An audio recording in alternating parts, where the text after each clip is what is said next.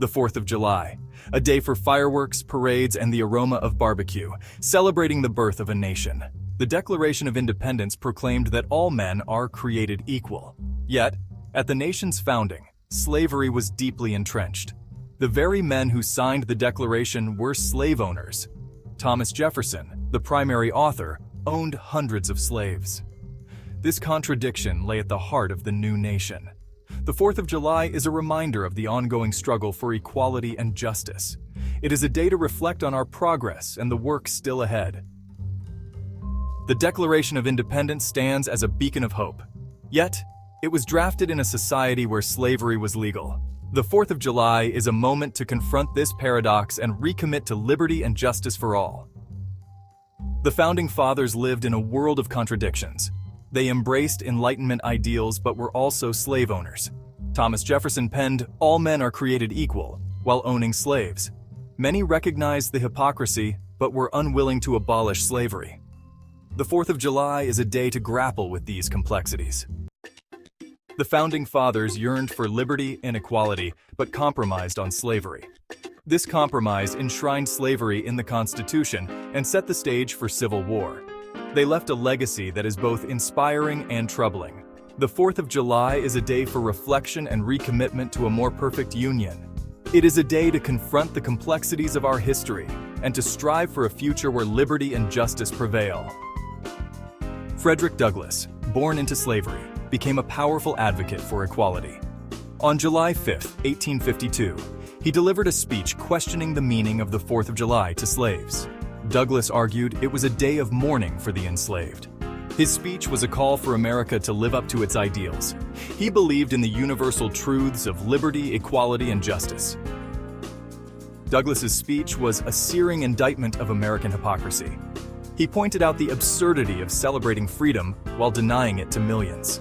Douglass urged his audience to confront the sin of slavery. His speech was a call to action for true freedom and equality. Douglass challenged his audience to see the 4th of July through the eyes of the enslaved. For them, it was a day of mourning, not celebration.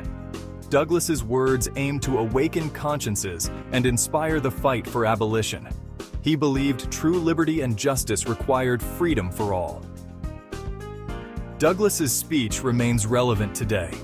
It reminds us that the struggle for equality and justice is ongoing. The 4th of July is a day to reflect on the present and look towards the future. Douglass's legacy is a call to action for each generation. The 4th of July has become a retail extravaganza. Corporations seize the opportunity to peddle their wares under the guise of patriotism. Advertisements urge consumers to express their love for their country through purchasing power. The holiday has become linked with consumption. It is a day when the pursuit of happiness is equated with material goods. The commercialization of the 4th of July raises questions about its true meaning. The focus has shifted from honoring sacrifices to boosting corporate profits. Consumers are bombarded with messages equating patriotism with purchasing power. This undermines the true spirit of the holiday. The pressure to consume places a financial burden on many Americans. The environmental impact of increased consumption is significant. The true cost of celebrating extends beyond the price tag. It includes financial strain, environmental toll, and erosion of historical significance. The 4th of July serves as a stage for political theater.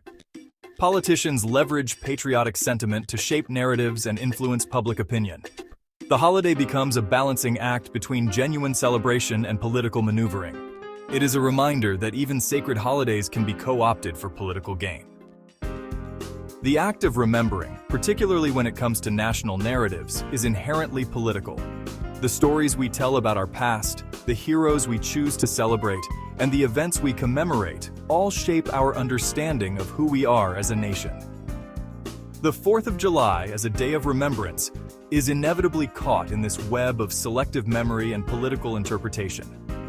The holiday often becomes a battleground for competing versions of history, with different groups emphasizing aspects of the past that align with their present-day agendas. Conservative voices might highlight the Founding Fathers' vision of limited government and individual liberty, while progressive voices might focus on the ongoing struggle for equality and justice for all Americans. The very act of celebrating the 4th of July can be seen as a political statement, an affirmation of national pride, and a belief in the enduring power of American ideals. Yet, it can also be a source of tension, a reminder of the gap between those ideals and the realities of inequality and injustice that persist in American society. The 4th of July, therefore, is not simply a day for fireworks and barbecues. It is a day for grappling with the complexities of our past, for acknowledging the ways in which our history continues to shape our present, and for engaging in thoughtful dialogue about the kind of nation we aspire to be.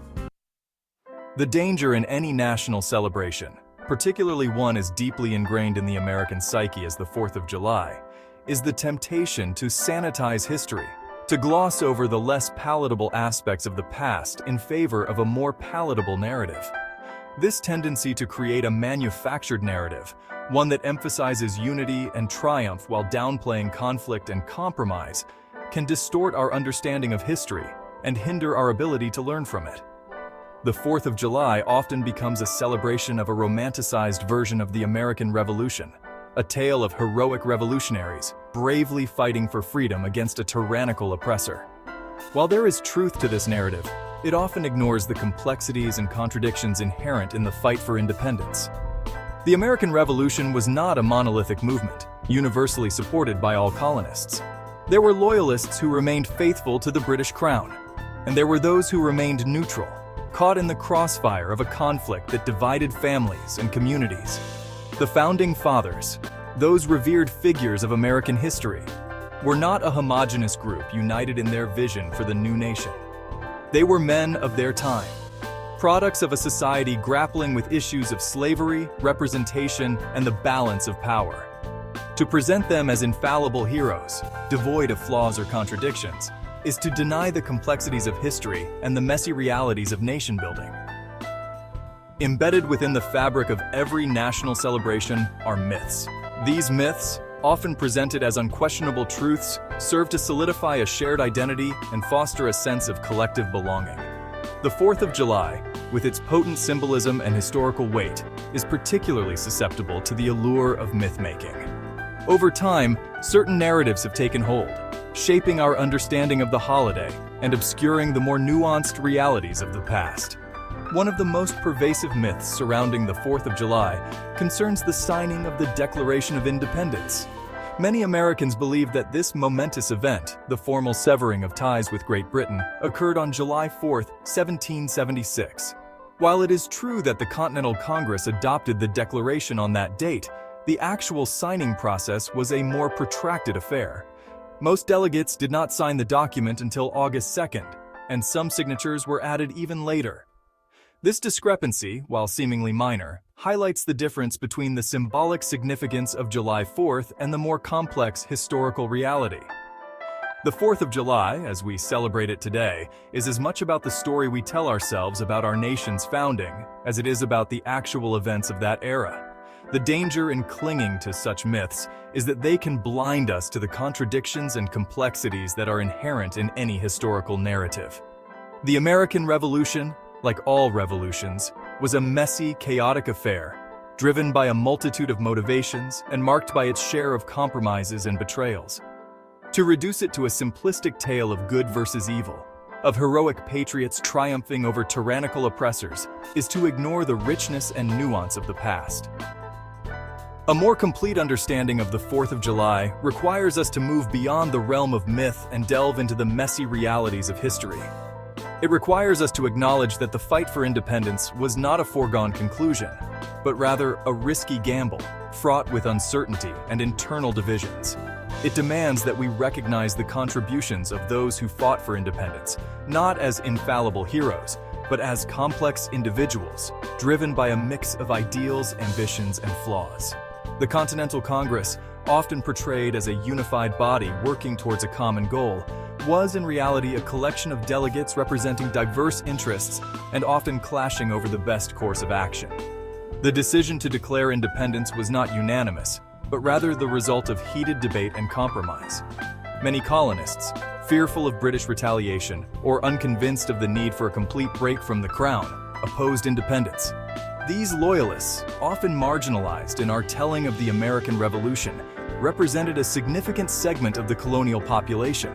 Their stories, often overlooked or minimized, remind us that the fight for independence was not a simple binary between patriots and traitors, but rather a complex struggle with multiple perspectives and allegiances.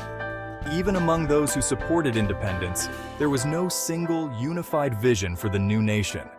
The Founding Fathers, those lionized figures of American history, held a range of views on issues such as slavery, representation, and the role of government. To understand their legacy, we must grapple with their contradictions, acknowledging their contributions while also confronting their failings. Only then can we hope to learn from their example and build a more just and equitable society. As the echoes of fireworks fade and the last embers of backyard barbecues turn to ash, we are left to contemplate the legacy of the 4th of July. It is a legacy fraught with contradictions, a tapestry woven from threads of idealism and hypocrisy, of triumph and tragedy. The 4th of July is not a static holiday, frozen in time, but rather an ongoing conversation, a dialogue between our past and our present, between the ideals we profess and the realities we inhabit. It is all too easy to allow the 4th of July to become a day of uncritical celebration, a time for parades and picnics, for fireworks and patriotic displays. Yet, to do so is to miss the opportunity for deeper reflection, for grappling with the complexities of our history, and for recommitting ourselves to the unfinished business of building a more just and equitable society. The true meaning of the 4th of July lies not in the myths we perpetuate, but in the truths we confront. It resides not in blind patriotism, but in a clear-eyed assessment of our nation's strengths and shortcomings. It is found not in celebrating the past, but in using the past as a springboard for creating a better future. The 4th of July, at its core, is a reminder that freedom is not a given, but rather a precious and fragile gift, one that must be constantly defended and expanded. It is a call to action, an invitation to participate in the ongoing struggle for liberty and justice for all. The legacy of the 4th of July is not one of complacency, but of striving. It is a legacy that compels us to confront the gap between our ideals and our realities, to acknowledge the ways in which we have fallen short of our aspirations, and to work tirelessly to create a nation that reflects the full promise of its founding principles. It is a legacy that belongs not just to those who came before us, but to each and every one of us. It is a legacy that we inherit not as a birthright, but as a responsibility, a charge to carry the torch of liberty forward and to ensure that its light shines brightly for generations to come. As we gather with family and friends, as we watch fireworks illuminate the night sky, let us remember that the 4th of July is more than just a celebration. It is a call to action, a reminder that the pursuit of liberty and justice is an ongoing journey, one that demands our unwavering commitment and our collective effort. Let us honor the legacy of the 4th of July not just with words, but with deeds. Let us strive to create a nation where all citizens are afforded the same rights and opportunities, where the color of one's skin or the circumstances of one's birth do not determine their destiny. Let us build a nation that truly embodies the ideals of liberty, equality, and justice for all.